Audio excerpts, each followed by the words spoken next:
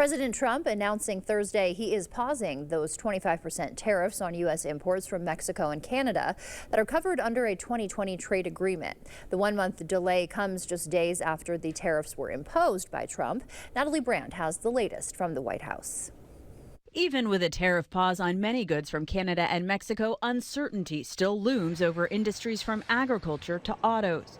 Kevin Hassett is the Trump administration's director of the National Economic Council.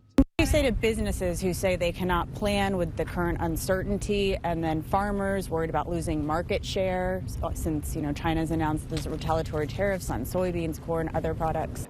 I don't think that there's going to be a heck of a lot of uncertainty. I think that the fentanyl war we're going to make a huge amount of progress on, and that'll be resolved hopefully by April.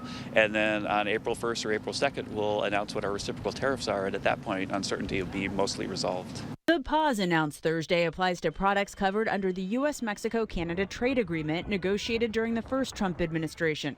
Imports from Mexico range from building supplies to meat, fruits, and vegetables. The White House says the pause applies to about 38% of goods from Canada. It does not apply to energy imports, which will be taxed at a lower rate of 10%, as well as potash, a key ingredient in fertilizer that U.S. farmers use. Ontario feeds electricity to Minnesota, Michigan, and New York. Ontario Premier Doug Ford says he's slapping a 25% tariff on that power starting Monday in response to President Trump's actions.